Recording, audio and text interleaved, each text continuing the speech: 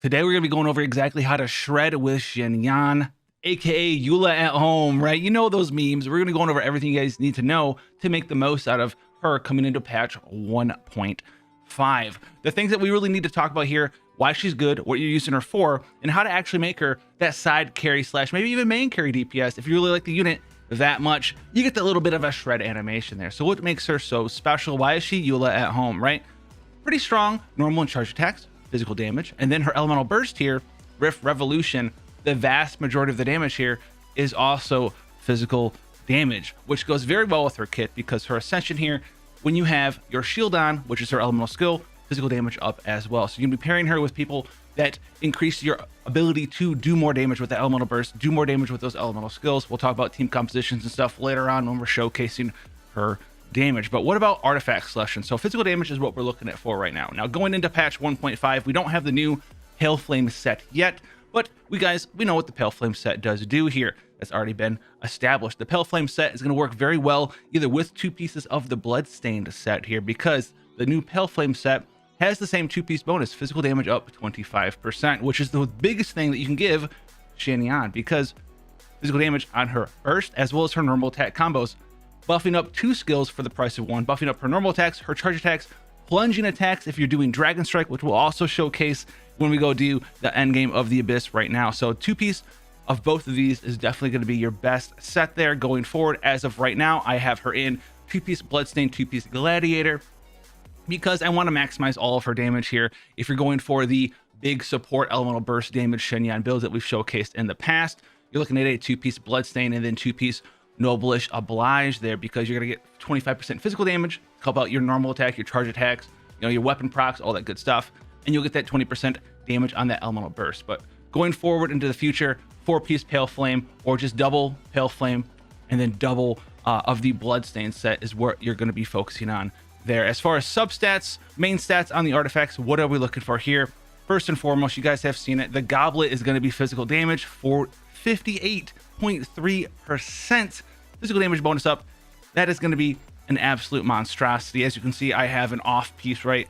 You want to get the best goblet that you can get, and if you have an off piece goblet, I'm wearing the Crag goblet here, that's fine. I still have the two-piece bonuses here, good to go. For substats in your artifact sets here, crit rate, crit damage, that's what you guys want to be aiming for there. You want to be looking for something around that 2-to-1 ratio, but if you can get above there, right, 50% crit rate, it's easier of a threshold to hit there. Try to get at least 50% crit rate, 100% crit damage, and then if you can keep that 2-to-1 ratio, right, 60% crit rate, 120 crit damage, that's awesome as well.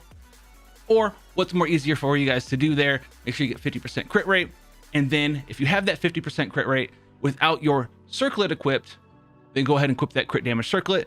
If you have a ton of crit rate but no crit damage, that's going to help you out there. If you have a ton of crit damage but no crit rate yet, because you have a lot of crit rate substats, then you're going to want to wear a crit chance circlet main stat like I have here. So I have a 31% crit rate main stat circlet. It rolled a sizable amount of crit damage there, so keep that 50% at least minimum crit rate there, and then get some crit damage, and then if you can get some attack percent here or there, that's going to be a positive thing for you there. So I wanted to delineate there the crit rate, crit damage. A lot of people still get confused.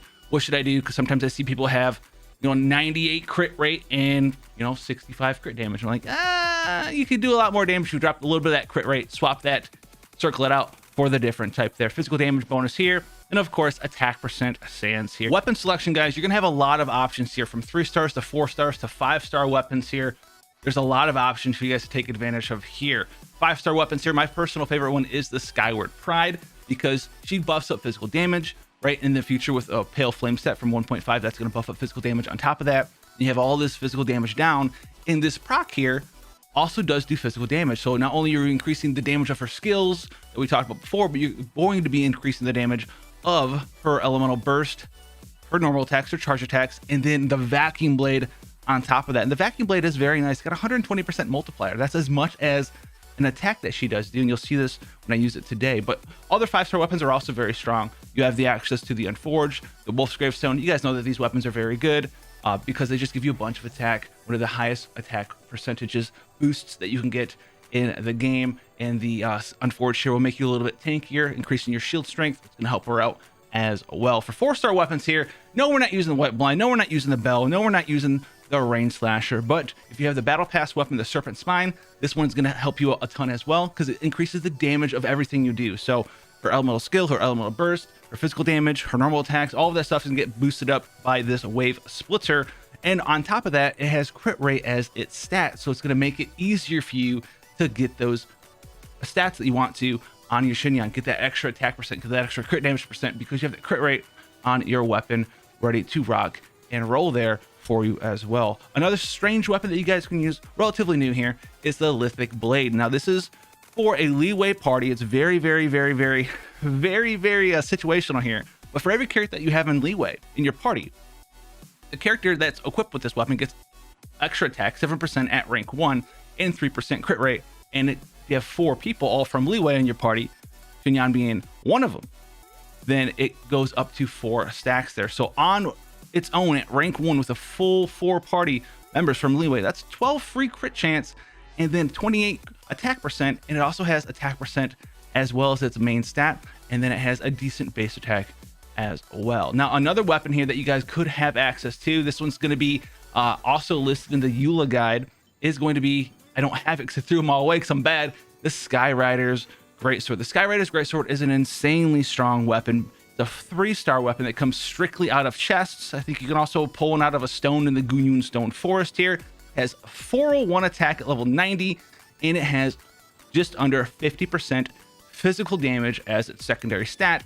And the ability for it, hitting an enemy, gives you 10% attack that can stack up to 4 times. So it gives you 48 point something physical damage, 40% attack, and it's very strong. Now, does it beat out any of the 5-star weapons? No, absolutely not. Does it beat out the Serpent Spine? No, not really, not because of the ease of build of the Serpent Spine there. And the Serpent Spine has that 50% right at Refinement Rank 5 eventually.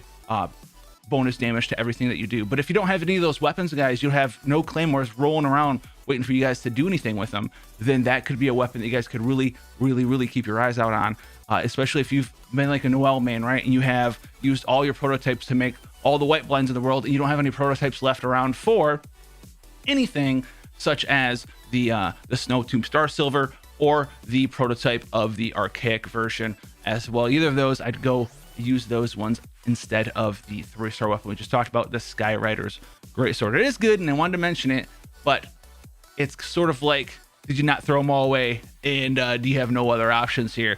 Because if you have the Star Silver, if you have the crafted prototype attack percent Animus weapon, if you have any of the 5-star weapons or the Lithic Blade, use those ones instead, especially if you have the Serpent Spine. So keep that in mind there. So this is going to be our squad. We're bringing Super Conduct for Xinyan. If you have Zhongli, throw him in there. His shield is going to help, keep her alive a little bit longer, but also give her another 20% physical down. You'll look at something very similar to what you'll see with like a EULA team, because this is the EULA at home party here. All right. And she can do very relevant stuff. We're going to have Super Conduct, Xinyan C4. If you have that, cool. If you don't have it, whatever, but that's another 15%. Zhongli's going to be 20% on his own. So let's just see what we can do here. This is going to be floor 12. These monsters on this floor do happen to have an absolute ton of resistances to physical. So that 54k there, that's actually pretty decent. But we're not done yet. So we're going to drop this Super Conduct again, and we're going to swap in and just look at the procs. Look at them go. Look at our procs. It's pretty good. I probably should not be doing that, but these guys are very resistant to physical, and we're tearing through these guys. Floor 12. Get that off there. Let's go. Xinyan's ready to rock and roll. Oh, I swapped that sheet, and now we're just gonna hit. Nah, dude. Sorry, bro. Nah, dude. Sorry, bro.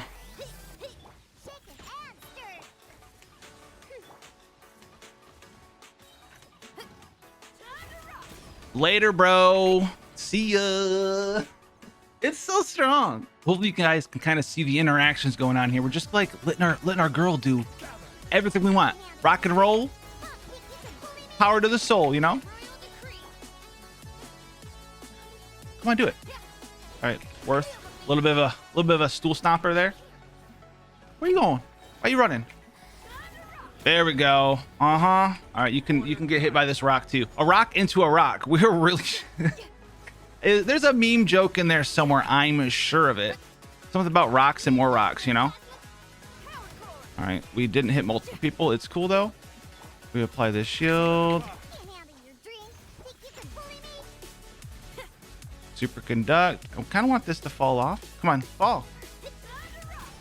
Oh, she got away. Big old shields here.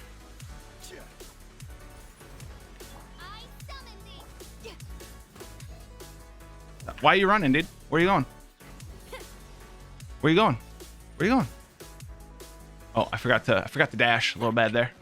But okay. The big tanky anti-fizz Geovish haps into just a little bit of mages into the big old ruin guards who, you know it, they also love to resist fizz damage. But still 62k, and I'm gonna buzzsaw.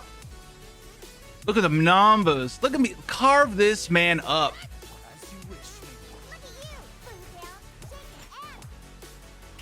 Carve him up, man. I love Xinyan rocking out.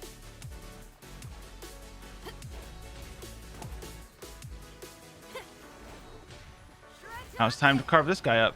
Want to get carved up too, my guy? A little bit of carvage. I don't think he has got super conduct on. Let's fix that.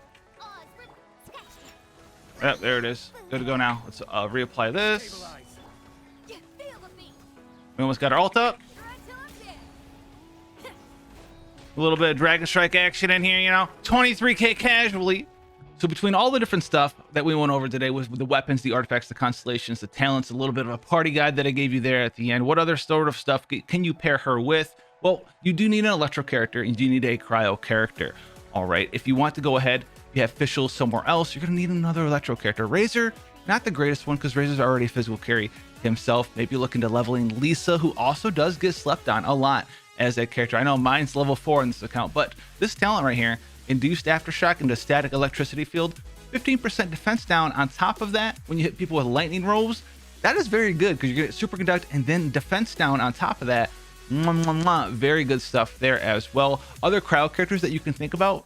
A lot of people like running Rosaria as their main character for the physical carry, but you can also run her as like a reverse melter on top of that, and you can kind of maybe melt off of the shields that you use when you are using your elemental burst and your elemental skill on Xinyan. So you can apply cryo with like Fischl and Rosaria, and then you can also use Xinyan to get in there and do the physical damage with Xinyan, and then do the cryo reverse melt damage with Rosaria, which is an entirely different build than the physical carry Rosaria build. But there's a lot of things that you guys can do with this character, especially if you want her in your team. Just an Electro, just a cryo character, good to go there. Let me know how you guys have been using her and building her. Let me know what your favorite part of this character or patch 1.5 is going to be. If you guys haven't subscribed yet, now is the perfect time to do so. Smash that button, break your guitar over it. That's the sub button and the like button. And I'll see you guys in the next one. Take care, guys.